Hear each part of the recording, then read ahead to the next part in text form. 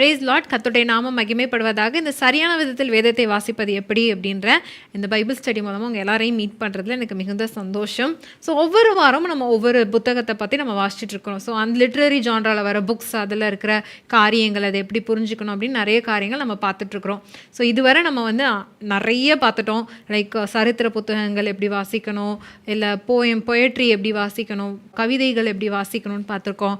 அப்புறம் ஞான போதனைகள் எப்படி வாசிக்கணும், அண்ட் தீர்க்க தரிசனங்கள் எப்படி வாசிக்கணும், சுவிசேஷ புத்தகங்கள், உவமைகள், நியாயப்பிரமாணங்கள், நிருபங்கள் அப்படின்னு நிறைய வகைகள் நம்ம பார்த்துட்டோம். ஸோ கடைசியாக நம்ம இன்றைக்கி ஒன்று பார்க்க போகிறோம். அது என்ன அப்படின்னா, மீதி இருக்கிற ஒரே ஒரு விஷயம், வெளிப்படுத்தின விசேஷம். ஸோ வெளிப்படுத்தின விசேஷத்தை புரிந்து கொள்வது எப்படி அப்படின்னு தான் இன்றைக்கி பார்க்க போகிறோம். ஸோ வெளிப்படுத்தின விசேஷம் சொன்னோன்னே நமக்குலாம் ஐயோ அந்த புக்கா அப்படின்ற மாதிரி பயம் வரலாம். நம்ம புதிய ஏற்பாடை வாசிச்சுட்டே வந்தோன்னா காஸ்பிள்ஸ் வாசிக்கும் போது நமக்கு எல்லாமே நல்ல ஈஸியாக இருக்கிற மாதிரி, நம்ம அது கூட தொடர்பு படுத்துகிற மாதிரி இருக்கும். அண்ட் அப்புறம் நம்ம வந்து ஆக்ஸ் வந்துட்டோம், அப்புறம் எபிசோட்ஸ், நிருபங்கள்லாம் வந்துட்டோம் அப்படின்னா நமக்கு அது எல்லாமே நம்ம ஓகே, நம்ம இதெல்லாம் நமக்கு தெரிஞ்ச மாதிரி, நமக்கு ஓரளவுக்கு ரிலேட் பண்ணுற மாதிரி இருக்குது அப்படின்றத சொல்லலாம். ஆனால் நம்ம இந்த கடைசி அந்த வெளிப்படுத்தல் விசேஷத்துக்கு வந்தோன்னே ஏதோ வித்தியாசமான ஒரு ஃபாரின் கண்ட்ரிக்குள்ளே வந்த மாதிரி, இங்கே எல்லாம் ஒரு வித்தியாசமாக இருக்குது. இது என்ன எல்லாம் கொம்பு இருக்குன்றாங்க, 7 தலை இருக்குன்றாங்க, அப்படி வித்தியாசமாக எப்போ பார்த்தாலும் ஒரே ஏர்த்குவேக்கு, ஏஞ்சல்ஸு, டீமன்ஸு, டிராகன், வலு சர்ப்பம்ன்றாங்க. இப்படி ஒரே ஒரு வித்தியாசமான ஒரு உலகத்துக்குள்ளே நுழைஞ்ச மாதிரி ஒரு ஃபீல் வரும் நம்ம வெளிப்படுத்தல் விசேஷத்தை பார்த்தோன்னே. நிறைய பேர் என்னென்னா இது புரியலை அப்படின்றதுக்காக, இது வித்தியாசமாக இருக்குன்றதுக்காக நம்ம ரீட் பண்ணுறதே கிடையாது கிறிஸ்டியன்ஸ். ஏன்னா ரீட் பண்ணால் ஒன்றும் புரிய மாட்டேங்குது, இல்லைனா என்ன வித்தியாசமாக இருக்குது, என்னன்னே புரியலையே அப்படின்ற ஒரு ரீசனால் என்னென்னா புதிய ஏற்பாடில் அந்த ஒரு புக்கை மட்டும் நிறைய பேர் வாசிக்க மாட்டாங்க. சில பேர் இன்னொரு எக்ஸ்ட்ரீம் போய் என்னென்னா அதை மட்டும்தான் ரீட் பண்ணுவாங்க, அதை மட்டும்தான் அதில் இருக்கிற காரியங்களை மட்டும் பார்ப்பாங்க. ஸோ இப்படி இல்லாமல் நம்ம பேலன்ஸ்டாக இருக்கணும். வெளிப்படுத்தின விசேஷத்தில் ரொம்ப முக்கியமான காரியங்கள் சிலது கொடுக்கப்பட்டிருக்குது. அதை தான் நம்ம இன்னைக்கு பார்க்க போகிறோம். அதை புரிஞ்சுக்கிட்டோம் அப்படின்னா வெளிப்படுத்தின விசேஷத்தை பற்றி நமக்கு இருக்கிற ஒரு கண்ணோட்டமே மாறிடும். நம்ம அதை வந்து வாசிக்கிறதுக்கு நமக்கு வித்தியாசமான ஒரு எக்ஸ்பீரியன்ஸாக இருக்கும். அதை தான் நம்ம இன்னைக்கு பார்க்க போகிறோம். இந்த புக்கு கூட என்னென்னா ஆண்டவரால் இன்ஸ்பயர் ஆகி ஹோலி ஸ்பிரிட் மூலமாக எழுதப்பட்ட புக். இதில் இருக்கிற வார்த்தைகள் ஒவ்வொன்றும் தேவனுடைய வார்த்தைகள் தான், நமக்கு கொடுக்கப்பட்டிருக்க நம்ம இடத்துல பேசுகிற வார்த்தைகளாக இருக்குது. இது யார் எழுதுனாங்க அப்படின்னு பார்த்தீங்கன்னா நமக்குலாம் தெரியும். அப்போஸ்தலனாகிய யோவான் எழுதினார். அது யாருக்கு எழுதியிருக்காரு அப்படின்னா ஏசியா மைனர், ஆசியாவில் உள்ள 7 சபைகளுக்கு எழுதியிருக்காரு. இந்த 7 சபைகள் தான் நம்ம 2வது அதிகாரம் 3வது அதிகாரத்தில் பார்க்குறோம். ஸோ அந்த சபைகளுக்கு தனிப்பட்ட லெட்டரை, அதுக்கப்புறம் இதில் இருக்கிற எல்லா காரியங்களும் அவர் அந்த சபைகளுக்கு 7 சபைகளுக்கும் இந்த லெட்டர் மூலமாக எழுதியிருக்கிறாரு. இந்த வெளிப்படுத்தின விசேஷத்தில் எழுதியிருக்கிறாரு. ஸோ இதில் எழுதப்பட்ட காரியங்கள் எல்லாம் முதல் நூற்றாண்டில் இயேசு கிறிஸ்து வந்து மரித்து உயிர்த்தெழுந்து பரமேறினதுக்கு அப்புறமா இந்த முதல் நூற்றாண்டில் நடந்த காரியங்கள், அதை வச்சு எழுதப்பட்டதான் இந்த வெளிப்படுத்தின விசேஷம். இதில் என்ன இருக்குது அப்படின்னு பார்த்தீங்கன்னா அநேக அடையாளங்கள், உருவகங்கள் வந்து இதில் அதிகமாக இடம்பெற்றிருக்குது. ஸோ இதனுடைய லாங்குவேஜ் மோஸ்ட்டாக பார்த்தீங்கன்னா அடையாளங்களாக இருக்கும். அதனால தான் நமக்கு வந்து இது அண்டர்ஸ்டாண்ட் பண்ணுறதுக்கு ரொம்ப கஷ்டமாக இருக்குது. சில அடையாளங்கள் நமக்கு ஈஸியாக இருக்கும். பூமி அதிர்ச்சிகள், அப்புறம் இந்த மாதிரி வாதைகள் வர்றது, இதெல்லாம் வந்து நம்ம கொஞ்சம் ஓகே, இதெல்லாம் தேவனுடைய நியாய தீர்ப்புகள் அப்படின்ட்டு நம்ம பார்க்கலாம். ஈஸியாக நம்ம அதை ஐடென்டிஃபை பண்ணிடலாம் அந்த மாதிரி அடையாளங்களை. ஆனால் சில அடையாளங்கள் வந்து சில காரியங்கள் வந்து நம்மளால் புரிஞ்சிக்க முடியாமல் கொஞ்சம் கிளியராக இல்லாமல் இருக்கும். அது என்ன அப்படின்னு பார்த்தீங்கன்னா, எக்ஸாம்பிளுக்கு 2 சாட்சிகள் 11வது அதிகாரத்தில் பார்த்தோன்னா 2 சாட்சிகள் இருக்கும். அது யார், எதுக்காக சொல்லப்பட்டிருக்குது, என்ன, அது மூலமாக என்ன சொல்ல வராங்க, அது அப்படின்றதே நமக்கு புரியாமல் இருக்கலாம். ஸோ சில காரியங்கள் நமக்கு தெளிவாக இருக்கும், சில காரியங்கள் நம்மளால் புரிஞ்சிக்க முடியாமல் இருக்கும். ஸோ இந்த புக்ஸில் இருக்கிற இந்த சிம்பிள்ஸை, இந்த அடையாளங்கள், இதெல்லாம் நம்ம வந்து கரெக்டாக புரிஞ்சுக்கிட்டோம் அப்படின்னு சொன்னால், முதல் நூற்றாண்டு பின்னணியத்தில் நம்ம புரிஞ்சுக்கிட்டோம் அப்படின்னு சொன்னால் நமக்கு இந்த வெளிப்படுத்தின விசேஷத்தை படிக்கிறது ரொம்ப ஈஸி. அது மட்டும் இல்லாதபடி ஓல்ட் டெஸ்டமெண்ட், பழைய ஏற்பாட்டை குறித்த நல்ல அறிவு நமக்கு இருக்கணும். அப்படி இருந்துச்சு அப்படின்னா ரெவலேஷன்ஸை ஈஸியாக வாசிக்கலாம். ஏன்னா யோவான் வந்து அதிகமாக பழைய ஏற்பாட்டிலிருந்து அநேக காரியங்களை எடுத்து இதில் எழுதியிருக்கிறாரு. அதில் உள்ள அடையாளங்களை இங்கே யூஸ் பண்ணியிருக்காரு. ஸோ பழைய ஏற்பாட்டை குறித்த நல்ல ஒரு ஐடியாவும் நமக்கு இருக்க வேண்டியது முக்கியம். இப்போ நம்ம வந்து முதலாவது வெளிப்படுத்தின விசேஷத்தினுடைய இயல்பு தன்மை என்ன அப்படிங்கிறத பார்க்கணும். நேச்சர் ஆஃப் ரெவலேஷன்ஸ், அதுதான் நம்ம பார்க்க போகிறோம். ஸோ இதை நம்ம வாசிக்கிறதுக்கு இதனுடைய இயல்பு தன்மை எப்படி அப்படின்னு பார்த்தோம்னா, இதுவும் ஒரு லிட்ரேச்சர், ஒரு இலக்கிய வகையை சார்ந்தது தான். அதில் என்ன அப்படின்னு பார்த்தீங்கன்னா, இது ரொம்ப யுனிக்கானது, ஒரு தனித்துவமான ஒரு இது. என்ன அப்படின்னா 3 இலக்கிய நடைகள் சேர்ந்த ஒரு கலவையான நல்ல யூனிக்காக பிளெண்ட் ஆகி 2 சேர்ந்து எல்லாம் 3 சேர்ந்த ஒரு புக்கு தான் இந்த வெளிப்படுத்தின விசேஷம். என்னென்ன இதெல்லாம் இருக்குது அப்படின்னு பார்த்தீங்கன்னா, முதலாவது மறைபொருள் நடை, அது இங்கிலீஷில் அப்போகேலிப்ஸ்ன்னு சொல்லுவோம். ஏன்னா இது வந்து நமக்கு யாருக்குமே ஒரு பரிச்சயம் இல்லாத ஒரு நம்ம யாருக்குமே தெரியாத, இது நமக்கு ஒரு புதிய வகையான ஒரு லிட்ரேச்சர். இது வந்து இந்த காலங்களில் நம்ம யூஸ் பண்ணுறதே கிடையாது. ஸோ இதை வச்சு எழுதியிருக்கிறாங்க. நெக்ஸ்ட்டு வந்து ப்ராஃபட்டிக்கல் அந்த லிட்ரேச்சர், ப்ராஃபஸி இருக்குது, தீர்க்க தரிசனங்கள். மூணாவதாக நம்ம வந்து நிருபங்கள், லெட்டர்ஸ், எபிசில்ஸ் பார்த்தோம்ல, இது 3 இலக்கிய நடைகளும் சேர்ந்த ஒரு புக்கு தான் இது. ஸோ இந்த அப்போகேலிப்டிக் அப்படின்ற லிட்ரேச்சர் தான் ரொம்ப முக்கியமான ஒரு இதாக இருக்குது. இந்த லிட்ரேச்சர் என்னது அப்படின்னு பார்த்தா, இந்த இலக்கியம் வந்து மறைப்பொருளான காரியங்களை சொல்கிறது. அதாவது இதனுடைய லாங்குவேஜ் மோஸ்ட்டாகவே வந்து மறைப்பொருள்களை ஹிட்டனாக தான் சொல்லியிருப்பாங்க, நேரடியாக எதுவும் சொல்லப்பட்டிருக்காது. அண்ட் இது வந்து இப்போ உள்ள நம்முடைய காலகட்டத்தில் இது ரொம்ப டிஃபிகல்ட், இது இல்லவே இல்லை, கிடையாது. இது யூதர்கள் கிறிஸ்தவர்களுக்கு இது ரொம்ப அந்த காலத்தில் முதல் நூற்றாண்டில் வாழ்ந்தவங்களுக்கு ஈஸியாக தெரிஞ்ச ஒரு காரியமாக இருக்குது. அதனால் இது என்ன அப்போகேலிப்டிக்னா என்ன, அப்போகேலிப்ஸ்னால் என்ன அப்படின்னு நம்ம தெரிஞ்சுக்கணும். ஸோ இது ஈஸியாக சொல்லணும்னா மறைப்பொருள்கள் அந்த மாதிரி நம்ம சொல்லலாம். கடைசி காலத்தில் நடக்க போகிற காரியங்களை மறைப்பொருளாக சொன்னாங்க அப்படிங்கிறத கூட நம்ம சொல்லலாம். இப்போ வந்து நம்ம இந்த 3 காரியங்களையும் பார்க்க போகிறோம். 3 நடைகள், இலக்கிய நடை பார்த்தோம்ல, ஒவ்வொன்றும் ரெவலேஷனில் எந்த மாதிரி சொல்லப்பட்டிருக்கு அப்படிங்கிறத பார்க்க போகிறோம். முதலாவது அப்போகேலிப்டிக் மறைப்பொருள் நடைன்னு பார்த்தோம்ல, அதை பற்றி பார்க்க போகிறோம். ரெவலேஷனில் வெளிப்படுத்தின விசேஷத்தில் இந்த மறைப்பொருள் நடை, இந்த லிட்ரேச்சர் எப்படி யூஸ் பண்ணியிருக்காங்க அப்படின்னு பார்க்க போகிறோம். இது வந்து வெளிப்படுத்தின விசேஷம் மட்டும்தான் அப்போகேலிப்டிக் லிட்ரேச்சர் கிடையாது.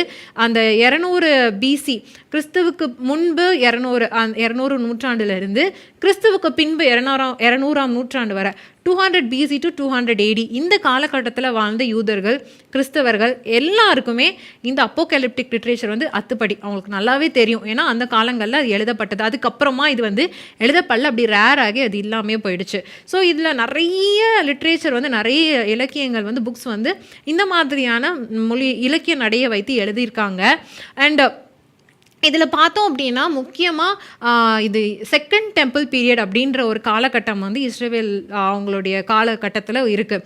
அது என்ன அப்படின்னா, அவங்க எக்ஸைல் ஆகி போயிட்டாங்க. ஏதாவது அடிமைகளாக போயிட்டு பாபிலோன்லேருந்து திரும்பி வந்ததுக்கப்புறமா அவங்க தேவாலயத்தை கட்டினாங்க, எல்லாம் பண்ணாங்க. ஆனால் ஒரு 400 வருஷங்கள் நம்ம மல்கியாவுக்கு அப்புறமா அவங்க எக்ஸைல் ஆகி வந்ததுக்கு அப்புறமா, அடிமைத்தனத்தில் வந்ததுக்கப்புறம் இயேசு கிறிஸ்து வர்ற வரைக்கும் ஒரு 400 வருடம் ஒரு டார்க்கெஸ்ட் பீரியட், இருள் சூழ்ந்த காலம். அவங்களுக்கு எந்த தீர்க்கதரிசிகளுடைய வாயிலேருந்து வார்த்தைகள் வரவே இல்லை. ஆண்டவருடைய எந்த ஒரு இடைப்பாடுமே அவங்களோட இல்லாமல் இருந்தது. நோ ஸ்பிரிட், ஆவியானவர் இல்லாத ஒரு காலமாக இருந்துச்சு. எதுவுமே இல்லை அவங்களுக்கு, யாருக்கு மூலமும் உங்களுக்கு வார்த்தை வரவே இல்லை. அந்த பீரியடில் எழுதப்பட்டது தான் இந்த மாதிரியான இலக்கியங்கள், அப்போகேலிப்டிக் லிட்ரேச்சர். ஸோ அந்த காலத்தில் ஆரம்பித்து அவங்க வந்து 200ஆவது நூற்றாண்டு AD வரை, அதாவது கிறிஸ்துவுக்கு பின்பு வரை இது எழுதப்பட்டிருக்குது. முதலாவது நம்ம இதில் புரிஞ்சிக்க வேண்டியது என்ன அப்படின்னு பார்த்தீங்கன்னா, இந்த அப்போகேலிப்டிக் லிட்ரேச்சரில், அதாவது முக்கியமாக ரெவலேஷனில் வெளிப்படுத்தினில் ஓல்ட் டெஸ்டமெண்ட் ப்ராஃபஸீஸை வந்து நிறைய இதில் நம்ம பார்க்குறோம். ஓல்ட் டெஸ்டமெண்ட் ப்ராஃபட்டிக் லிட்ரேச்சர், அந்த ப்ராஃபஸியில் ஓல்ட் டெஸ்டமெண்ட்டில் பழைய ஏற்பாட்டில் தீர்க்க தரிசனங்களில் சொல்லப்பட்ட நிறைய காரியங்கள் இதுக்கு வந்து ஒரு வேராக இருக்குது. அதாவது தானியேல், எசேக்கியேல், சகரியா, அப்புறம் சில ஏசாயால இருக்கிற சில பாட், இது எல்லாமே வந்து இதில் கொடுக்கப்பட்டிருக்கிற காரியங்களை வந்து முக்கியமாக வேராக வச்சு, அதுதான் ஒரு முக்கியமான காரியமாக வச்சு இந்த அப்போகேலிப்டிக் லிட்ரேச்சர் இதில் எழுதப்பட்டிருக்குது. அதனால் ஓல்ட் டெஸ்டமெண்ட்டை பற்றின நல்ல ஞானம் நமக்கு இருக்கணும். அதுவும் முக்கியமாக ஓல்ட் டெஸ்டமெண்ட் ப்ராஃபட்டிக்ஸ் புக்ஸை பற்றினது. ஸோ இப்போ நான் சொன்ன தானியேல், எசேக்கியேல், சகரியா, இதில் கூட இந்த அப்போகேலிப்டிக் லிட்ரேச்சர் யூஸ் பண்ணியிருக்கிறாங்க அங்கங்கே கொஞ்சமாக. ஸோ இந்த அப்போகேலிப்டிக் இதனுடைய முக்கியமான அதனுடைய நோக்கம், அது சொல்லப்பட்ட நோக்கம் என்ன அப்படின்னு பார்த்தீங்கன்னா, வரப்போகிற நியாய தீர்ப்பை குறித்தும் தேவன் ஜனங்களுக்கு அளிக்க போகிற ரட்சிப்பை குறித்தும். ஸோ 2 காரியங்களை முக்கியமாக வச்சு சொல்லியிருக்கிறாங்க. என்னென்னா, வரப்போகிற நியாய தீர்ப்பு, தேவனுடைய அந்த ரட்சிப்பு, ஜனங்களை ரட்சிக்கிறார்ல, அது சல்வேஷன் அண்ட் கம்மிங் ஜட்ஜ்மெண்ட், இதை பற்றி அதுதான் அவங்களுடைய முக்கியமான நோக்கமாக இருந்திருக்குது. இது எந்த மாதிரியான சூழ்நிலையில் உருவாகுச்சு அப்படின்னு சொன்னால், இந்த ரெவலேஷன் முக்கியமாக அவங்க சபை வந்து ஒரு பெர்சிக்யூஷனுக்குள்ளே போயிட்டுருக்கு, அதாவது உபத்திரவத்தின் நடுவில் சபை போயிட்டுருக்குது. இல்லை அவங்க வந்து ஒடுக்கப்படுகிற ஒரு சூழ்நிலை, சபை ஜனங்கள், விசுவாசிகள், அந்த நேரத்தில் எழுதப்பட்டதான் இந்த அப்போகேலிப்டிக் புக்ஸ், அதாவது இந்த ரெவலேஷன், வெளிப்படுத்தின விசேஷம் எழுதினவங்க வந்து என்ன காரியங்களை வச்சு எழுதுனாங்க அப்படின்னா, என்ன ஒரு சிந்தைய மனதில் வச்சு எழுதுனாங்க அப்படின்னு பார்த்தீங்கன்னா, தேவன் வந்து ஒரு காலத்தை கொண்டு வருவார். இப்போ வந்து இப்படிப்பட்ட சூழ்நிலைகள் இருக்கலாம், நாங்கள் துன்பத்தின் வழியாக கடந்து போகலாம், ஒடுக்கப்படலாம், உபத்திரவப்படலாம். ஆனால் ஒரு காலம் வரும், அந்த நேரத்தில் தேவன் வந்து இப்படிப்பட்ட இந்த வயலன்ஸுக்கு, இந்த வன்முறைக்கு, இப்படிப்பட்ட தீங்குக்கு ஒரு முற்றுப்புள்ளியை கொண்டு வருவார். எங்களை ஜெயம் எடுத்து அந்த நாட்களில் நீதி வந்து வெல்லும். அதாவது நன்மையான காரியங்கள் நடக்கும், தீமைகள், தீங்கு, பாவங்கள் இது எல்லாம் வந்து அழிக்கப்படும், அதற்கு கடைசி நியாய தீர்ப்பு உண்டாகும் அப்படின்ட்டு அந்த காலத்துக்காக ஜனங்கள் வெயிட் பண்ணிட்டு இருந்தாங்க. அது குறித்து தான் என்ன பண்ணாங்கன்னா, அந்த அந்த அந்த காலத்தை நோக்கி, அது எப்போ வரும் அந்த காலம் அப்படின்ட்டு நோக்கி, அதை நோக்கி எழுதப்பட்டது தான் இந்த லிட்ரேச்சர், அப்போகேலிப்டிக் லிட்ரேச்சர். இதில் வந்து ஒரு முக்கியமான வித்தியாசம் என்ன அப்படின்னு பார்த்தீங்கன்னா, ப்ராஃபஸிக்கும் அப்போகேலிப்டிக்கும், அங்கே ப்ராஃபஸிலையும் அதாவது தீர்க்க தரிசன புத்தகங்களில் அந்த தீர்க்கதரிசி என்ன பண்ணுவார்னா, தேவன் சொல்கிறத கேட்டு ஜனங்கள்கிட்ட சொல்லுவார். இங்கே அப்போகேலிப்டிக்லேயும் என்னென்னா, தேவன் வந்து காண்பிக்க தரிசனங்கள் சொல்கிறத இவரும் கேட்குறாரு, இந்த தீர்க்கதரிசியும் கேட்குறாரு. இவர் வந்து தீர்க்கதரிசி என்ன பண்ணுறாருனா ஜனங்கள்கிட்ட சொல்கிறாரு. ஆனால் இந்த அப்போகேலிப்டிக் லிட்ரேச்சர் எழுதுகிற இந்த தீர்க்கதரிசி என்ன பண்ணுறாருன்னா எழுதுறாரு. ஸோ இதனுடைய முக்கியமான ஒரு இது என்ன அப்படின்னு பார்த்தீங்கன்னா, இது எழுதுறது, இது வந்து சொல்கிறது. தீர்க்கதரிசிகள் சொன்ன காரியங்களை பின் நாட்களில் சேர்த்து, இதை கேட்டவங்க சேர்த்து அதை ஒரு புக்கா, ஏசாயா, எரேமியா அப்படின்ட்டு அவங்களுடைய பேரை வைத்து சொன்னாங்க. ஆனால் அப்போகேலிப்டிக் லிட்ரேச்சர், இந்த இலக்கியம் வரும்போது இவங்க வந்து பார்த்ததை அவங்க அப்படி எழுதுனாங்க, சொல்லலை. ஸோ பார்த்ததை அப்படியே எழுதி ஜனங்களுக்கு கிட்ட கொடுத்தாங்க. இதுக்கு எக்ஸாம்பிள் நம்ம வந்து ரெவலேஷன்லேயே பார்க்கலாம். வெளிப்படுத்தின விசேஷம் 1வது அதிகாரம் 19வது வசனம். வெளிப்படுத்தின விசேஷம் 1:19. நீ கண்டவைகளையும் இருக்கிறவைகளையும் இவைகளுக்கு பின்பு சம்பவிப்பவைகளையும் எழுது அப்படின்னு சொல்லியிருக்கு. ஸோ என்னது, நீ எழுது, நீ சொல்லுன்னு சொல்லலை, எழுது அப்படின்னு சொல்லியிருக்கு. ஸோ அதுதான் அப்போகேலிப்டிக் லிட்ரேச்சருடைய ஒரு முக்கியத்துவம் அப்படிங்கிறத நம்ம பார்க்கலாம். அடுத்தது என்ன அப்படின்னு பார்த்தீங்கன்னா, இதனுடைய மொழி நடை. இதில் மோஸ்ட்டாக என்ன, நான் முதலே சொன்ன மாதிரி அடையாளங்கள் யூஸ் பண்ணிக்கிறாங்க, சிம்பிள்ஸ், அதாவது அடையாளங்கள் சொல்லும்போது சிம்போலிக்காக ஒரு விஷயத்த சொல்கிறாங்க, சிம்பிள்ஸ் யூஸ் பண்ணி சொல்கிறாங்க, அடையாளங்களை யூஸ் பண்ணி சொல்கிறாங்க. அடுத்து உருவக மொழிகள் அண்ட் ஹிடன் மீனிங், நிறைய உருவக மொழிகள், மறைவான கருத்துக்கள் அது நிறைய இருக்கும் இவங்க இந்த மொழி நடையில். அப்போகேலிப்டிக் லிட்ரேச்சர் இந்த இலக்கிய நடையில் இப்படி மறைவான அர்த்தங்களை கொண்ட கருத்துக்களை கொண்ட நிறைய காரியங்களை சொல்லியிருக்கிறாங்க. இந்த மொழி நடை இப்படி தான் எழுதப்பட்டிருக்குது. ஸோ இதில் சொல்லப்பட்டிருக்கிற காரியங்கள் எதுவுமே உண்மையான நிதர்சனமான கருத்துக்கள் அல்ல, உண்மையான கருத்துக்கள் அல்ல. ஆனால் என்ன அப்படின்னு பார்த்தீங்கன்னா, கற்பனையானவை. என்ன கற்பனையானவைனா, எந்த நிஜமான உலகத்துலேயும் ஒரு மிருகம் வருது, அதுக்கு வந்து 10 கொம்பு இருக்கும், அதுக்கு வந்து 10 தலைகள் 7 தலைகள் இருக்கும் அப்படின்றது கிடையவே கிடையாது. அது எல்லாம் என்ன அப்படின்னா அவங்களோட இமேஜினேஷன், அவங்க ஃபேண்டசியாக கற்பனையாக எழுதியிருக்கிறாங்க. ஸோ இது எதையுமே நம்ம லிட்டரலாக எடுக்கக்கூடாது. அதாவது நிஜமாகவே ஒரு மிருகம் வந்திருக்கு, அதுக்கு 10 கொம்பு இருக்குது, 7 தலை இருக்குது, அப்படி கிடையாது. தீர்க்க தரிசன புத்தகங்களை பார்த்தோம் அப்படின்னா அங்கேயும் இந்த சிம்பிள்ஸ் யூஸ் பண்ணியிருக்கிறாங்க, உருவக மொழிகளை யூஸ் பண்ணியிருக்கிறாங்க.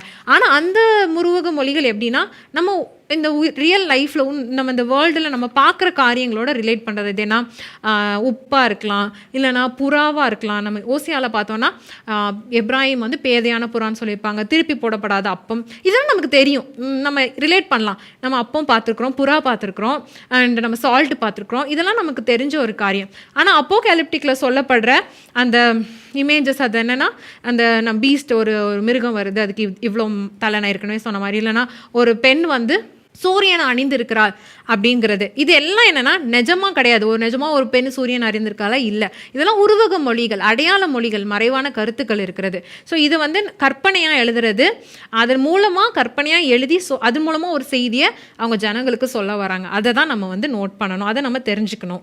இந்த இமேஜஸ் மட்டும் இல்லாதபடி நம்பர்ஸ் இருக்குது, நம்பர்ஸை அடையாளமாக யூஸ் பண்ணிக்கிறாங்க. மோஸ்ட்டாக நம்ம பார்க்குற நம்பர் வந்து 7, 12. இந்த 2 நம்பர் நம்ம ரெவலேஷனில் நம்ம அதிகமாக அதிகமாக பார்க்கலாம். ஸோ அந்த 7 அப்படிங்கிறத வச்சு அந்த நம்பரை வச்சு அந்த அவர் 7 வச்சு அரேஞ்ச் பண்ணி எழுதியிருக்கிறாங்க. அதாவது நம்ம பார்த்தோன்னா 7 தரிசனங்கள், 7 இந்த இது வருது, 7 இந்த இது வருதுன்னு அந்த மாதிரி அரேஞ்ச் பண்ணியிருப்பாங்க. அப்புறம் 12 நிறைய பார்க்குறோம். 12 வாசல்கள் இருந்துச்சு, 12 முத்துக்களால் அலங்கரிக்கப்பட்டிருந்துச்சு, 12 அப்படின்னு நிறைய நம்ம 12ன்னு பார்க்குறோம். ஸோ இந்த நம்பர்ஸ் வந்து சிம்பிள்ஸ், அது வந்து ஒரு அடையாளமாக இருக்குது, எதை குறிக்குது அப்படிங்கிறதெல்லாம் நம்ம கரெக்டாக தெரிஞ்சிட்டோம் அப்படின்னா, இதை ஓல்ட் டெஸ்டமெண்ட்டு இதை வச்சு நம்ம தெரிஞ்சிட்டோம் அப்படின்னு சொன்னால் நமக்கு அது படிக்கிறதுக்கு ஈஸியாக இருக்கும்.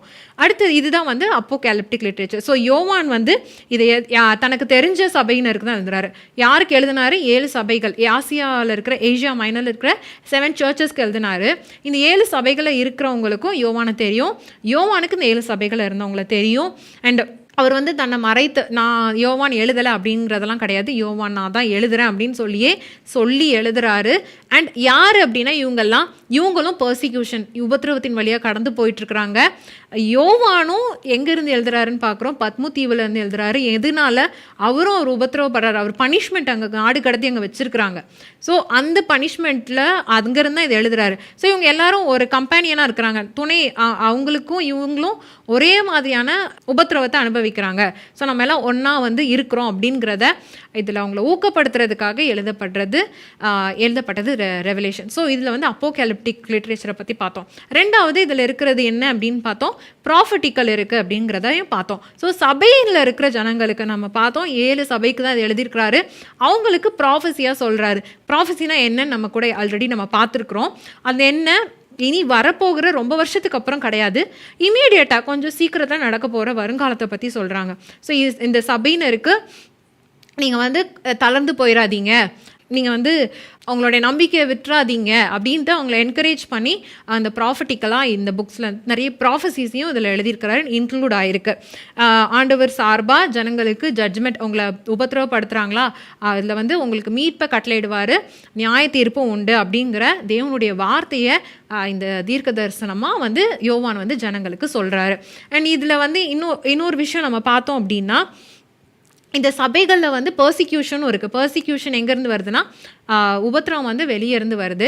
சபைக்கு உள்ளேயே பார்த்திங்கன்னா நிறைய பாவங்கள் பெருகிட்டுருக்கு, குற்றங்கள் பெருகிட்டுருக்கு. சபை உள்ளேயே சீர்கெட்டு போயிட்டு இருந்தது. அதுதான் நம்ம வந்து இந்த 7 சபைகளுக்கு முதல் 2 அதிகாரங்கள், 2வது அதிகாரம் 3வது அதிகாரத்தில் நிறைய குறைகளை சொல்லி அவர் எழுதுறாரு. ஸோ ஒரு சபை தான் குறை இல்லாத சபையாக எழுதுறாரு, மற்ற சபையில் அவன் பிள்ளை குறை இருக்குது அப்படின்ட்டு. ஸோ இந்த குறைகள் இருந்துச்சு, அதையும் சரி செய்ய சொல்லி அவர் ப்ராஃபட்டிக்கலாக இதை வந்து எழுதுறாரு. இதுதான் ப்ராஃபஸி. 3வது ஒன்று பார்த்தோம், அது என்ன அப்படின்னா லெட்டர், நிருபங்கள் நடையில் எழுதப்பட்டிருக்குது அப்படின்ட்டு பார்த்தோம். இதில் வந்து நம்ம ஏற்கனவே நம்ம கற்றுக்கொண்ட நிருபங்களை எப்படி வாசிக்கணும் அப்படிங்கிறதுல வந்து ஒரு நிருபம், ஒரு லெட்டர் அப்படின்னா அதுக்கு வந்து இன்னென்ன காரியங்கள் இருக்கும் அப்படின்னு நம்ம பார்த்தோம். அது எல்லாமே ரெவலேஷனில் கூட அது எல்லாமே இருக்குது. ஸோ அதனால் இது வந்து லெட்டர் வடிவில் எழுதியிருக்கிறார். இதில் வந்து அப்போகேலிப்டிக் லிட்ரேச்சர் இருக்கலாம், தீர்க்க தரிசன மொழி நடை இருக்கலாம், ஆனால் அதை வந்து கடிதம் வடிவாக அவங்க எழுதி அவர் வந்து சபைகளுக்கு அனுப்பியிருக்கிறாரு. நம்ம கடிதங்கள் பார்த்தோம், ஒரு தேவையை முன்னிட்டு எழுதப்பட்டது அப்படின்ட்டு. இந்த கடிதம் கூட என்ன, ரெவலேஷன் கூட ஒரு தேவையை முன்னிட்டு தான் எழுதப்பட்டது. என்னது, ஜனங்களுக்கு வந்து அவங்கள ஆறுதல் படுத்துறதுக்கு, அவங்கள பலப்படுத்துறதுக்காக. பர்சிக்யூஷனில் தளர்ந்துடாதீங்க, நீங்கள் வந்து பர்சீவ் பண்ணுங்கள், அதாவது முடிவு வரையும் நிலைத்து நிறுங்க அப்படின்னு சொல்லிட்டு, அப்போ இருக்கும்போது நமக்கு வந்து தேவன் ராஜ்யத்தை கொடுப்பார் அப்படிங்கிற அந்த மெசேஜை வந்து சொல்கிறதுக்காக எழுதப்பட்டுச்சு. ஸோ அதனால் இது வந்து அக்கேஷ்னல் டாக்குமெண்ட்ஸ், அக்கேஷ்னல் ஒரு தேவைக்காக, ஒரு சூழ்நிலைக்காக எழுதப்பட்டது. ஸோ ஒரு அக்கேஷன், ஒரு சூழ்நிலைக்காக எழுதப்பட்டது அப்படிங்கும்போது அது என்ன சூழ்நிலை, என்ன வரலாற்று சூழ்நிலை அப்படிங்கிறதையும் நம்ம பார்க்க வேண்டியது ரொம்ப முக்கியம். ஸோ இப்போ வந்து நம்ம ரெவலேஷனில் இருக்கிற 3 லிட்ரேச்சர் என்னென்னு பார்த்துட்டோம். அப்போகேலிப்டிக் பற்றி பார்த்தோம், தீர்க்க தரிசனம், அப்புறம் நிருபங்கள். நெக்ஸ்ட் நம்ம என்ன பார்க்குறோம் அப்படின்னா, வெளிப்படுத்தின விசேஷத்தை வாசிக்கும் போது மனதில் வைக்க வேண்டிய காரியங்கள். ஸோ என்ன காரியங்களெல்லாம் நம்ம மனசில் வச்சுட்டு நம்ம வாசிக்கணும், என்னெல்லாம் நம்ம மைண்டில் வந்து what are the points to keep in mind அப்படிங்கிறத நம்ம பார்க்க போகிறோம். ஃபஸ்ட்டு என்ன அப்படின்னு பார்த்தீங்கன்னா, நம்ம ஃபர்ஸ்ட் எபிசோடில் பார்த்தது ஆத்தர் இன்டெண்டட் மீனிங். அந்த ஆத்தர் என்ன சொல்ல வராரு, அவர் கூற வருகிற கருத்து என்ன, அதாவது எய்ம், அதை வந்து நம்ம வந்து மனசில் வைக்கணும். ஆசிரியர் கூற வரும் கருத்து, அதை வந்து நம்ம மனதில் வைத்து வாசிக்கணும். ஸோ யோவான் வந்து இந்த ஜனங்களுக்கு ஒரு காரியத்தை மீன் பண்ணி எழுதியிருக்கிறாரு, அதை அந்த ஜனங்களும் புரிஞ்சுக்கிட்டாங்க. ஆனால் இப்போ நமக்கு இருக்கிற ஒரு ட்ராபேக் என்ன அப்படின்னா, நமக்கு வந்து அவங்களுடைய காலத்தில் எப்படி இருந்துச்சுன்னு தெரியாது. இந்த லிட்ரேச்சர் வந்து இந்த அப்போகலிப்டிக் லிட்ரேச்சரில் என்னென்ன இருக்குன்னு தெரியாது. எப்படி அதை அவங்க வந்து இன்டர்பிரேட் பண்ணாங்க, அதாவது எப்படி அதை வியாக்கியானம் பண்ணாங்க, அதை அர்த்தத்தை எப்படி கண்டுபிடிச்சாங்கன்றது நமக்கு தெரியாது. ஆனால் அந்த முதல் நூற்றாண்டில் அவங்க எழுதப்பட்டவங்களுக்கு வந்து அந்த 7 சபைகள் இருந்தவங்களுக்கு என்ன அட்வான்டேஜ்னா, அவங்களுக்கு யோவான் என்ன சொல்ல வராருன்னு தெரியும். இந்த அப்போகலிப்டிக் அந்த லிட்ரேச்சர் இலக்கியத்தை பற்றின அவங்களுக்கு நல்ல ஐடியா இருந்தது. அண்ட் ஓல்ட் டெஸ்டமெண்ட்டை பற்றின நல்ல தெளிவு இருந்துச்சு. ஸோ அவங்க வந்து இந்த புக்கை ரீட் பண்ணும்போது, ஓகே இது வந்து அப்போகலிப்டிக் இந்த லிட்ரேச்சரில் எழுதியிருக்கிறாரு, இது வந்து இந்த மாதிரியான உருவகத்தை வச்சு எழுதியிருக்கிறாரு, இந்த அடையாளத்தினால தான் இது எழுதியிருக்கிறார் அப்படிங்கிறத அண்டர்ஸ்டாண்ட் பண்ணிக்கிட்டாங்க. எங்கெல்லாம் ஓல்ட் டெஸ்டமெண்ட்டை குறித்த அல்யூஷன்ஸ் அதை குறித்த காரியங்கள் வருதோ அதை பார்க்கும்போது, ஓகே இது வந்து பழைய ஏற்பாட்டோட சம்மந்தப்படுத்தி எழுதியிருக்கிறார் அப்படின்ட்டு கண்டுபிடிச்சாங்க. கிட்டத்தட்ட 250 பழைய ஏற்பாட்டு சம்மந்தப்பட்ட காரியங்களை வந்து யோவான் வந்து இந்த ரெவலேஷனில் எழுதியிருக்கிறாருன்னு நம்ம பார்க்குறோம். ஸோ 250 திங்ஸ் வந்து பழைய ஏற்பாட்டோட கம்பேர் பண்ணி யோவான் எழுதியிருக்கிறாரு. ஸோ பழைய ஏற்பாட்டை குறித்து இந்த ஆசிரியர் என்ன கூற வர்றாரு அப்படிங்கிறத நம்ம கண்டிப்பாக தெரிஞ்சுக்கணும். ஃபஸ்ட்டு.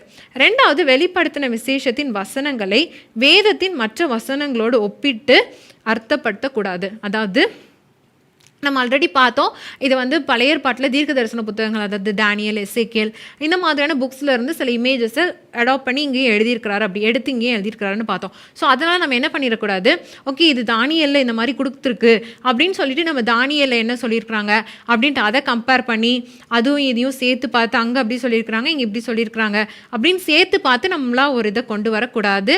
ஸ்கிரிப்சர்ஸை நம்ம கம்பேர் பண்ணக்கூடாது. எல்லாமே தேவனுடைய வார்த்தை தான், ஆனால் நம்ம கம்பேர் பண்ணவே கூடாது. அதை கம்பேர் பண்ணி அதன் மூலமாக இதை அர்த்தத்தை கொண்டு வரக்கூடாது. தானியேலை படித்து அதை கண்ணோட்டத்தில் இந்த ரெவலேஷனில் இருக்கிற காரியங்களுக்கு அர்த்தம் கொண்டு வரக்கூடாது. ஒப்பிட்டு பார்த்து ரெவலேஷனில் இருக்கிற அந்த பேசேஜை நீங்கள் வாசிக்கிறத அந்த கான்டெக்ட்லேயே, இந்த புக்கில் இருக்கிற அந்த பின்னணியத்திலேயே என்ன சொல்ல வராரு அப்படிங்கிறத பார்த்து நம்ம அர்த்தப்படுத்தணும். மற்ற ரெவலேஷனை தாண்டி நம்ம போய் என்ன பண்ணக்கூடாது, அர்த்தத்தை ஒப்பிட்டு பார்த்து கண்டுபிடிக்கக்கூடாது. அந்த விஷயத்தில் நம்ம கேர்ஃபுல்லாக இருக்கணும். அடுத்ததாக என்ன பார்க்குறோம் அப்படின்னு சொன்னால், உருவகங்களை வியாக்கியானம் பண்ணும்போது கவனமாக செய்ய வேண்டும்.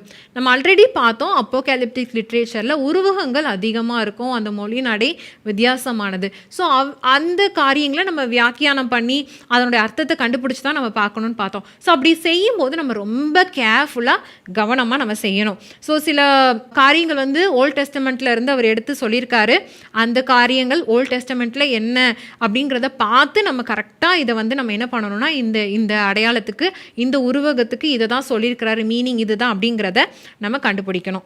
அடுத்து நிறைய இமேஜரி யூஸ் பண்ணிக்கிறாரு, உருவகங்கள் யூஸ் பண்ணிக்கிறாரு. அது என்னென்ன அப்படிங்கிறத நம்ம பார்க்கலாம். Few things. ஒரு கடல்ல இருந்து ஒரு மிருகம் ஏறி வர்றதா வந்து ஒரு விஷனில் பார்ப்பாரு. இது எதை குறிக்குது அப்படின்னு பார்த்தீங்கன்னா, ஸ்டாண்டர்டான ஒரு இமேஜ். இது வந்து எந்த அப்போகலிப்டிக் லிட்ரேச்சர்லேயுமே இப்படி வீஸ்ட் வந்து ஒரு மிருகம் கடல்லேருந்து ஏறி வருது அப்படின்னா அதை உலக சாம்ராஜ்யத்துக்கு ஒப்பிடுவாங்க. லோக்கல் ரூலர் கிடையாது, அங்கே அவங்களுடைய தேசத்தின் ரூலர் கிடையாது, உலகத்தின் சாம்ராஜ்யத்துக்கு ஒப்பிடுவாங்க. அது வந்து ஒரு உருவகமாக இருக்குது. அடுத்தது பார்த்தீங்கன்னா, லயன் ஆஃப் ஜூடா, அதாவது யூத கோத்திரத்தினுடைய சிங்கம் அப்படின்னு சொல்லிட்டு நம்ம 5வது அதிகாரத்தில் பார்க்கலாம். அங்கே வந்து சொல்லப்படுறது, அதை கேட்குறாரு, யூத கோத்திரத்தின் சிங்கம் வந்து இருக்கிறாரு அப்படின்ட்டு யோவானுக்கு ஒரு தேவதூதன் வந்து பேசுகிறத கேட்குறாரு. ஆனால் அவர் பார்க்கும்போது யாரை பார்க்குறாரு அப்படின்னா, ஒரு லேம்பை தான் பார்க்குறாரு, ஒரு ஆட்டுக்குட்டியை தான் அதில் பார்க்குறாரு. ஸோ இப்படிப்பட்ட சில இமேஜஸ் இருக்கும். இப்படி யூத கோத்திரத்தின் சிங்கம் சொல்லிட்டு ஒரு ஆட்டுக்குட்டியை பார்க்குற இது ரெண்டுமே யாரை குறிக்குது, கிறிஸ்துவ குறிக்குதுன்னு பார்க்குறோம். இன்னொன்று வந்து ஒரு பெண்களை வைத்து ஒரு உருவகம் இருக்கும். விமென் சாப்டர் 12 ஒரு பெண் குறித்து இருக்கும், அவங்க வந்து சூரியன் அணிந்திருப்பாங்க அப்படின்ட்டு. அது வந்து ஒரு பாசிட்டிவான ஒரு இமேஜ், அதாவது நேர்மறையான, அது வந்து தவறான எந்த ஒரு அடையாளமும் கிடையாது. ஆனால் அதே பெண்ணை வைத்து இன்னொரு ஒரு விஷன் பார்க்குறாரு, அந்த இமேஜரி சொல்கிறாங்க. அது வந்து 17வது அதிகாரத்தில் இருக்குது. ஆனால் அந்த பெண் என்ன அப்படின்னா, அது எதை குறிக்குதுன்னா, தீமையான ஒரு காரியத்தை குறிக்குது. ஸோ பெண்ணுன்னு எடுத்துட்டால் 2 வகையாகவும் அவங்க வந்து இமேஜரி யூஸ் பண்ணியிருக்காங்க, அந்த உருவகங்களை யூஸ் பண்ணியிருக்கிறாங்க. சில உருவகங்கள் வந்து சில கரெக்டான அந்த ஸ்பெசிஃபிக்கான குறிப்பிட்ட காரியங்களை மட்டும்தான் குறிக்கும். அது வந்து ஓகே இதையும் குறிக்கும் அதையும் குறிக்கும் அப்படின்ற மாதிரி இல்லை. அது என்ன அப்படின்னு பார்த்தீங்கன்னா 7 குத்து விளக்குகள். எந்த ரெவலேஷனில் எங்கே 7 குத்து விளக்குகள் வந்தாலும் அது வந்து 7 சபைகளை மட்டும் குறிக்குது. அடுத்ததாக ஒரு வலுசர்ப்பம் 12வது அதிகாரத்தில் பார்க்குறோம். அது வந்து எதனா சாத்தான். ஸோ வலுசர்ப்பம்ன்றது நம்ம எங்கே ரெவலேஷனில் எங்கே பார்த்தாலும் அது சாத்தானை குறிக்குது அப்படிங்கிறத பார்க்கலாம். அப்புறமா ஜெனரலாக நார்மலாக ஒரு அதாவது இமேஜரி என்ன அப்படின்னு பார்த்தீங்கன்னா 6வது அதிகாரத்தில் 4 குதிரைகள் அதுக்கு மேலே ஏறி இருக்கிற தூதர்கள் அப்படின்னு பார்க்கலாம். இது என்ன, இதுக்கு வந்து அர்த்தம் இது எதை குறிக்குது அப்படின்னா இது வந்து ஒவ்வொரு குதிரைக்கும் யுத்தமாக இருக்கலாம், பஞ்சம் இல்லை டெஸ்ட்ரக்ஷன், அப்படி மரணம் அப்படி இல்லாமல் இது ஜெனரலாக எதை குறிக்குது அப்படின்னு பார்த்தீங்கன்னா மேலோட்டமாக எதை குறிக்குது அப்படின்னா ஹியூமன்ஸ், அதாவது சபை வந்து இந்த மாதிரியான சஃபரிங் இந்த மாதிரியான உபத்திரவத்துக்கு போகிறதுக்கு காரணம் மனிதர்கள் விழுந்து போன தன்மையினால், பாவம் செய்து விழுந்து போய் நம்ம பாவத்தின் தன்மையில் இருக்கிறதுனால தான் இந்த மாதிரியான காரியங்கள் நடக்குது. என்ன சபை வந்து உபத்திரவப்படுது. அண்ட் இதனால் நம்ம விழுந்து போன தன்மையினால் என்ன ஆகுது, இப்படி உபத்திரவத்துக்குள்ளே சபை போனாலும் கடைசியில் தேவன் வந்து நியாய தீர்ப்பை தேவன் கொண்டு வருவார் அப்படிங்கிறத தான் இந்த 4 குதிரைகள் வந்து அந்த இமேஜரி குறிக்குது. ஸோ காமனாக ஜென்ரலாக இதை தான் குறிக்குது. மனிதர்களுடைய விழுந்து போனதுனால தான் தன்மையினால தான் நம்ம வந்து இவ்வளோ துன்பத்தை அனுபவிக்கிறோம் அப்படிங்கிறத சொல்கிறாங்க. சில இடங்களில் யோவானே வந்து சில இமேஜஸ்க்கு, சில காரியங்களுக்கு, சில அடையாளங்களுக்கு இதுதான் மீனிங் அப்படிங்கிறத குறிப்பிட்டிருப்பாரு. அதை நம்ம கேர்ஃபுல்லாக நோட் பண்ணிக்கணும். ஏன்னா அவரே சில விஷயங்களை சொல்கிறாரு. ஸோ அதே காரியங்கள் மற்ற இடத்துல வரும்போது அதே அவர் என்ன சொல்கிறாரு அப்படிங்கிறத நம்ம ஒப்பிட்டு பார்க்க வேண்டியது முக்கியம். ஸோ அதில் வந்து 6 அப்படிப்பட்ட காரியங்களை யோவானே வந்து சொல்லியிருக்கிறார். இந்த உருவகத்துக்கு இதுதான் மீனிங் அப்படின்ட்டு. அதில் ஒன்று என்னென்னா 1:13 சன் ஆஃப் மேன் மாதிரி, தேவனுடைய குமாரன் மாதிரி ஒருத்தரை பார்க்குறேன்றாரு. அவர் வந்து கிறிஸ்து அப்படிங்கிறத, மனுஷகுமாரனுக்கு ஒப்பானவர் அப்படின்னு பார்க்குறோம். அது வந்து கிறிஸ்து அப்படிங்கிறத அவரே அவர் சொல்லிடுறாரு.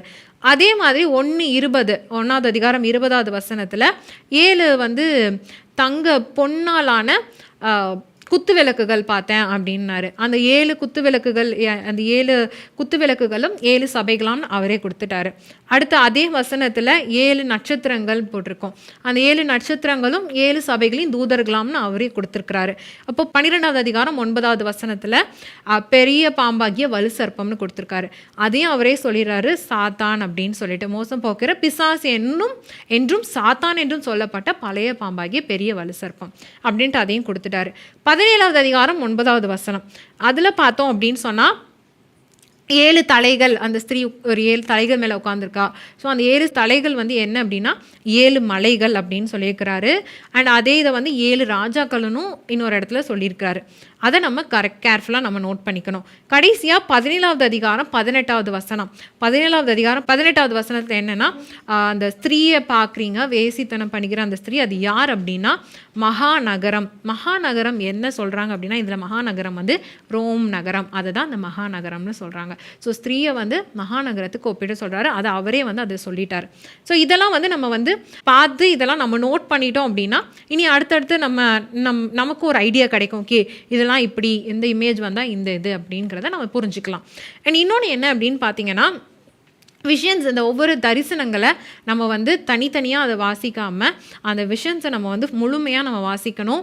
விஷன்ஸை மட்டும் வாசிக்கக்கூடாது. அது கீழே நிறைய கொடுத்துருப்பாங்க, அதுக்கு முன்னாடி நிறைய பேசியிருப்பாங்க, முன்னாடி நிறைய காரியங்கள் ஹெவனில் நடக்கும், அதுக்கப்புறம் விஷன் பார்ப்பார் அப்படி இருக்கும். ஸோ அந்த விஷனை மட்டும் எடுத்துடாமல் அது எல்லாத்தையும் சேர்த்து பார்க்கணும். அப்படி பார்க்கும்போது தான் நம்ம வந்து அது என்ன சொல்ல வருது அப்படிங்கிறத கண்டுபிடிக்க முடியும். சில நேரங்களில் அந்த விஷனுக்கு முன்னாடி சொல்லப்பட்டிருக்கிற காரியங்கள் வந்து விஷன் வந்து அவர் சொன்ன காரியத்துக்கு கொஞ்சம் இன்னும் எஃபெக்ட் ஆட் பண்ணுறதுக்காக அந்த விஷன் வந்து அவர் பார்த்துருப்பாரு.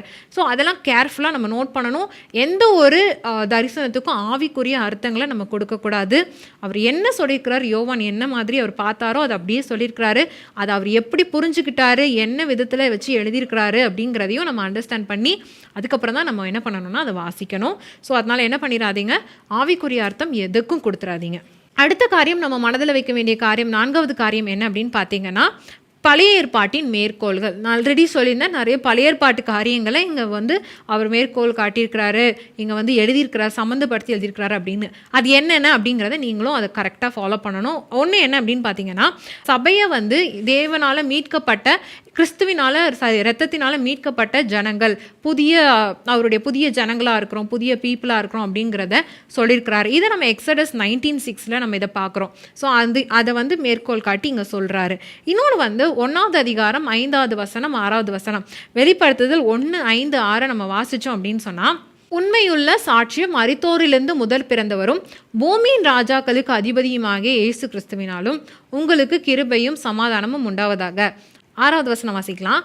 நம்மிடத்தில் அன்பு கூர்ந்து தமது இரத்தத்தினாலே நம்முடைய பாவங்களற நம்மை கழுவி தம்முடைய பிதாவாகிய தேவனுக்கு முன்பாக நம்ம ராஜாக்களும் ஆசாரியர்களுமாக்கி அவருக்கு மகிமை வல்லமை வென்றிருக்கும் இருப்பதாக. ஆமேன். ஸோ இதில் வந்து அவர் நம்முடைய இரத்தத்தினால நம்முடைய பாவங்களாக நம்மை கழுவினார் அப்படின்னு சொல்லப்பட்டிருக்குது. பழைய ஏற்பாட்டில் பார்த்தோம் அப்படின்னு சொன்னால், யார் பலியிடுகிறதன் மூலமாக, அந்த பலியிட்ட அனிமலோட ரத்தத்தை சிந்துறது மூலமாக தான் பாவங்கள் மன்னிக்கப்பட்டுச்சு.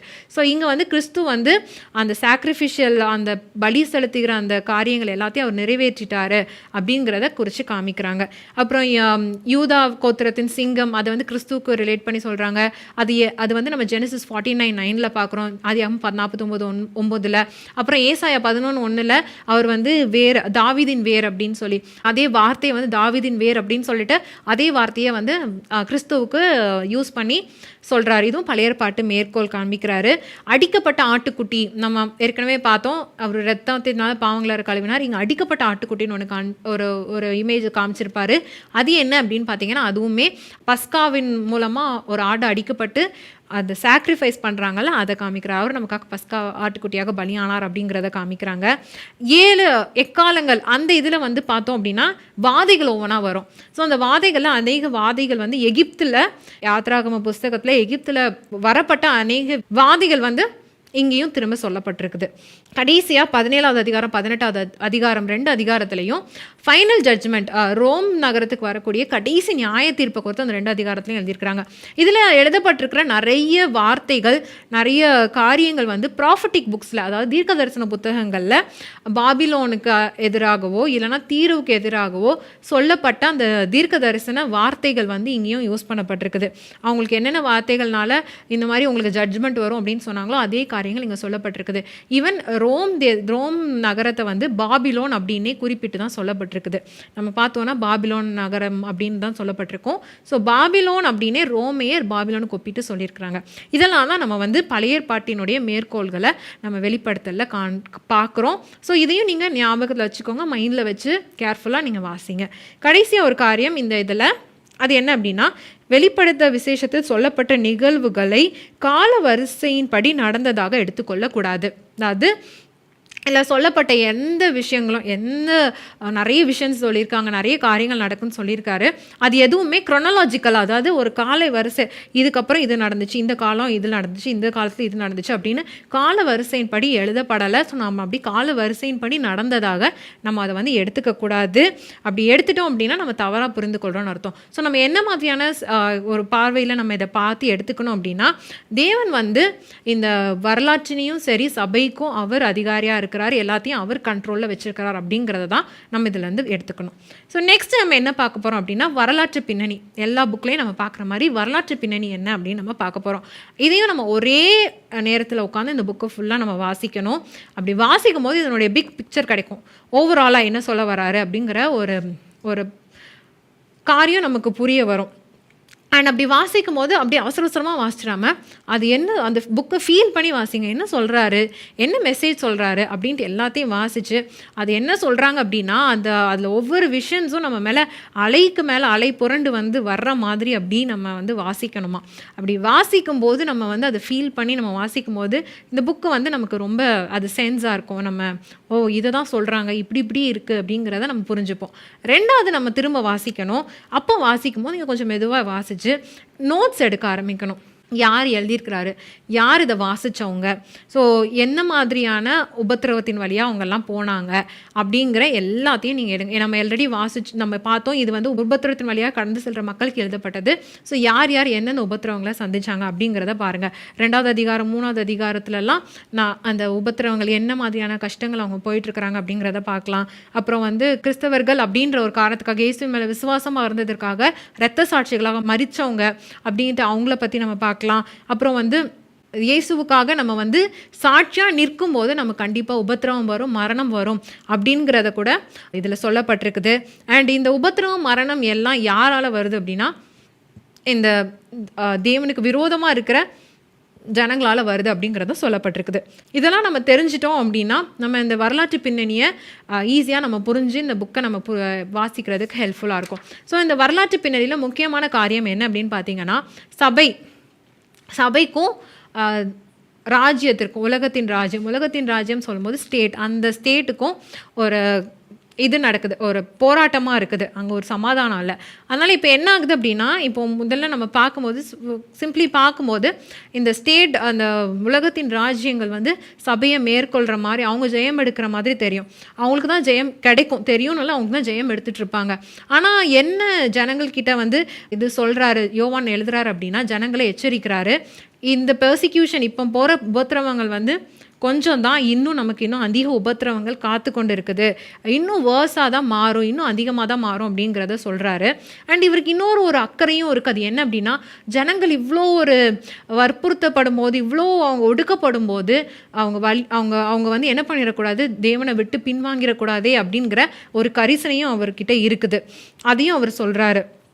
ஸோ அதனால தான் அவர் வந்து தீர்க்க தரிசன வார்த்தைகளை சொல்லி அவங்க ஜனங்களை வந்து உற்சாகப்படுத்தி, தேவன் எல்லாத்தையும் அவர் பார்த்துட்ருக்கிறாரு, அவர் எல்லாத்துக்கு மேலேயும் கண்ட்ரோலில் இருக்கிறாரு, அவர் வந்து அவருக்கு உண்மையாக இருந்து இந்த உபத்திரவத்தின் பாதையில் நம்ம வந்து பொறுமையாக இருந்து அதை சகிச்சிட்டோம் அப்படின்னு சொன்னால் நமக்கு வந்து அவர் நித்திய இளைப்பாறுதலை கொடுப்பார், அவருடைய ராஜ்யத்துக்குள்ளே கொண்டு போவார். நம்ம உபத்திரவப்படுத்துகிறவங்க, நம்ம சபைக்கு விரோதமாக எழுதி உபத்திரவப்படுத்துகிறவங்களுக்கு கண்டிப்பாக ஒரு நியாய தீர்ப்பு இருக்குது அப்படிங்கிற அந்த வார்த்தையை சொல்லி ஜனங்களை உற்சாகப்படுத்துகிறாரு. ஸோ இந்த கான்டெக்ஸ்டில் இந்த சபை உபத்திரவப்படுத்துகிற அந்த எனிமி, அவங்க யார் அப்படின்னு பார்த்தீங்கன்னா, ரோம் நகரத்தை தான் சொல்கிறார், ரோம சாம்ராஜ்யத்தை சொல்கிறாரு. கண்டிப்பாக உங்களுக்கு அழிவு வரும், நீங்கள் நியாய தீர்க்கப்படுவீங்கன்றத ப்ராஃபட்டிக்கலாக அவர் சொல்கிறார், தீர்க்க தரிசனமாக அதை சொல்கிறாரு யோவான். இதுதான் வரலாற்று பின்னணியம். ஸோ 2வது என்னது அப்படின்னு பார்த்தீங்கன்னா, இலக்கிய பின்னணியம் என்ன அப்படிங்கிறத பார்க்கணும். ஸோ ஒவ்வொரு விஷயம்னா நம்ம வந்து இது வந்து லெட்டர்னு பார்த்தோம், எபிசல்ஸ், நிருபங்கள், அந்த இதுவும் சேர்த்து எழுதப்பட்டிருக்குது. ஸோ நிருபங்களை நம்ம எப்படி வாசிக்கணும்னு பார்த்தோம், பேராகிராஃபாக வாசிக்கணும்னு பார்த்தோம். ஸோ அதே போல் தான் ஒவ்வொரு பேராகிராஃபும் ஒவ்வொரு காரியத்தை இன்னும் ஆட் பண்ணி அவர் சொல்ல வர ஓவரால் மெசேஜ் அப்படி பில்ட் பண்ணி கொண்டு போகும்னு பார்த்தோம்.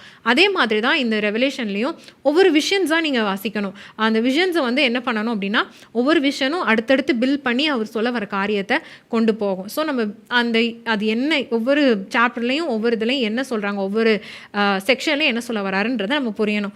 ஸோ ஃபஸ்ட்டு 3 சாப்டர்ஸ், முதல் 3 அதிகாரங்கள் அவர் என்ன சொல்ல வராரு அப்படின்னா, முக்கியமான கதாபாத்திரங்களை இன்ட்ரடியூஸ் பண்ணுறாரு. அதாவது இந்த முழு ரெவலேஷனையுமே நம்ம ஒரு நாடகம் மாதிரி எடுத்துக்கலாம், ஒரு மேடை நாடகம் மாதிரி எடுத்துட்டோம் அப்படின்னா, முதல் 3 அதிகாரத்தில் முக்கியமான கதாபாத்திரங்களை அவர் வந்து சொல்கிறாரு.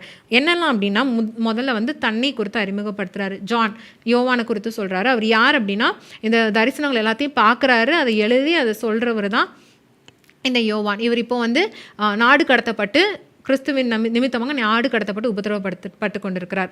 2வது ஒருத்தரை இன்ட்ரடியூஸ் பண்ணுறாரு. அவர் யாருன்னா கிரைஸ்ட் அப்படிங்கிறவர். அவர் தான் நம்முடைய பாவங்களுக்காக மறுத்து நம்ம மீட்டு கொண்டவர் அப்படிங்கிறத சொல்கிறாரு. 3வது சபையை வந்து இன்ட்ரடியூஸ் பண்ணார். யாருக்கு அவர் எழுதினார், 2வது அதிகாரம் 3வது அதிகாரத்தில் அந்த 7 சபைகளை வந்து அவர் இன்ட்ரடியூஸ் பண்ணுறார். இதுதான் 3 முக்கிய கதாபாத்திரங்களை அவர் இன்ட்ரடியூஸ் பண்ணார் முதல் 3 சாப்டர்ஸில். அடுத்து 4வது சாப்டர் 5வது சாப்டரில் பார்த்தீங்க அப்படின்னா, அந்த நாடகம் உண்மையான அந்த களம் ஆரம்பிக்கிறதுக்கு முன்னாடி அந்த ஸ்டேஜ், அந்த முன்னோட்டமாக ஒரு காரியத்தை பண்ணுவார்ல, முன்னோட்டமான காரியங்கள் இருக்கலாம். அதுதான் 4வது அதிகாரம் 5வது அதிகாரத்தில் இருக்கிற தரிசனங்கள் நடக்கிற காரியங்கள். 6வது அதிகாரம் 7வது அதிகாரத்தில் இருந்து தான் உண்மையான அந்த நாடகத்தின் கதை ஆரம்பிக்குது. அந்த ட்ராமா ஸ்டார்ட் ஆகுது, உண்மையான ஆக்சுவல் ட்ராமா. ஸோ இந்த 6வது அதிகாரத்திலிருந்து 16வது அதிகாரம் வர 3 செட் ஆஃப் விஷன்ஸ் நம்ம பார்க்கலாம். 3 செட் ஆஃப் காரியங்கள். அது என்னென்னா 7 7ஆக பிரிச்சிருப்பாங்க. 7 குதிரை, அந்த 7 குதிரைகள் பார்க்குற அந்த 7 விஷன்ஸ். ஃபஸ்ட்டு குதிரைகள், அப்புறம் வந்து 7 எக்காலங்கள், அப்படி 3 இது பிரிச்சிருப்பாங்க, அந்த 3 7 7ஆ.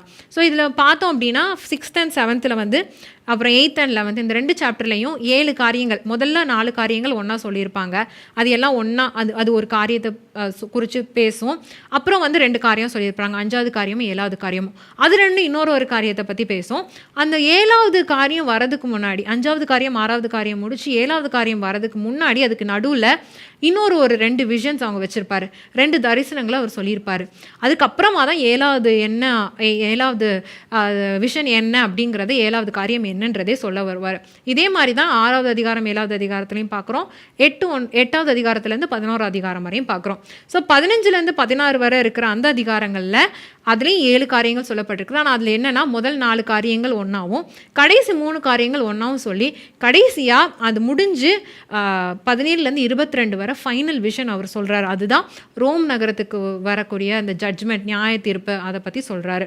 ஸோ இது எல்லாத்தையும் நம்ம மனசில் வைத்து நம்ம வந்து அதை வாசிக்கும் போது இந்த இலக்கியங்கள் இப்படி இருக்குன்றதை, இந்த மாதிரி டிவிஷன் ஆகிருக்குங்கிறத பார்த்துக்கலாம்.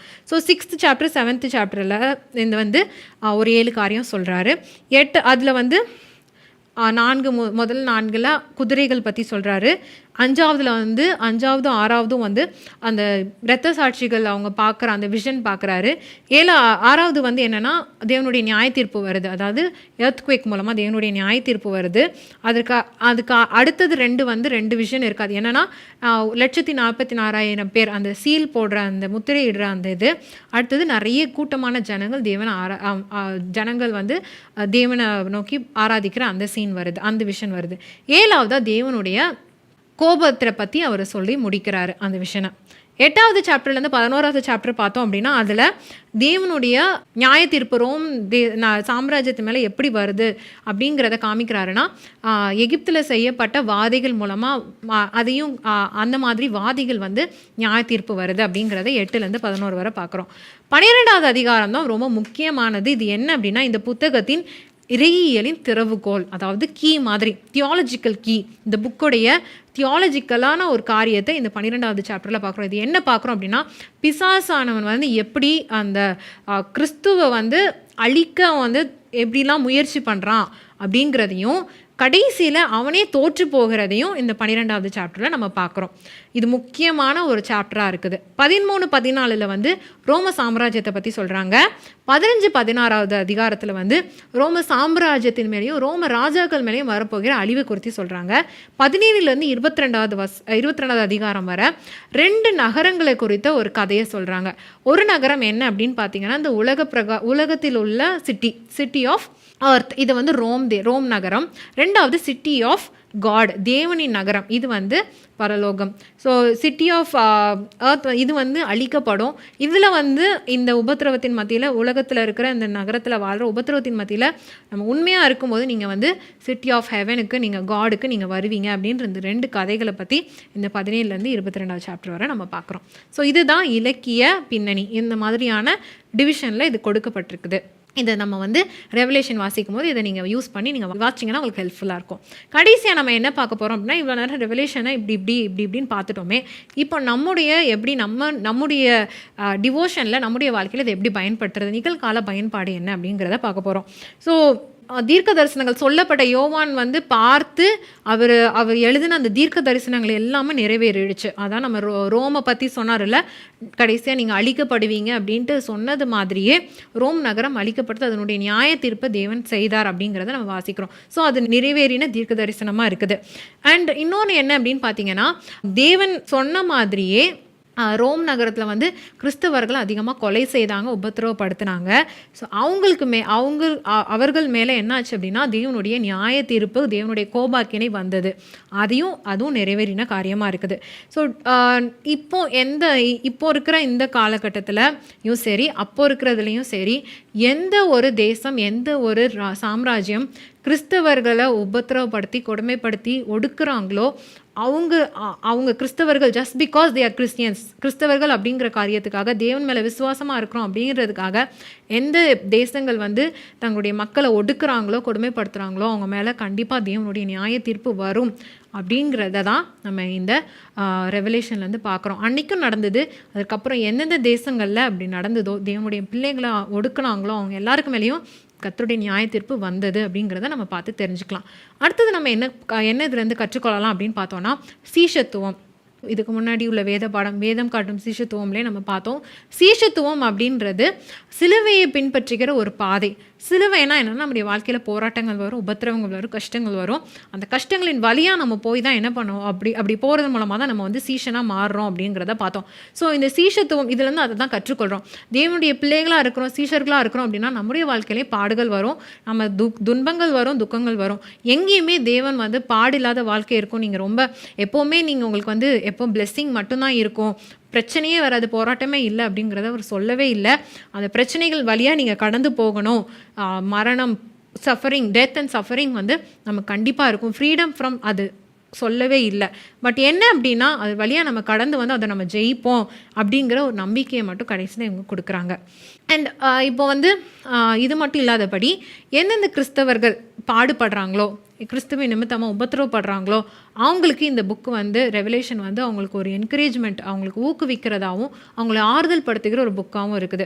இதை வாசிக்கும் போது அவங்க என்ன தெரிஞ்சுப்பாங்க அப்படின்னா, இவ்வளோ உபத்திரவங்கள் வழியாக நான் கடந்து போனாலும் தேவன் எல்லாத்தையும் அவர் கண்ட்ரோலில் வச்சுருக்காரு.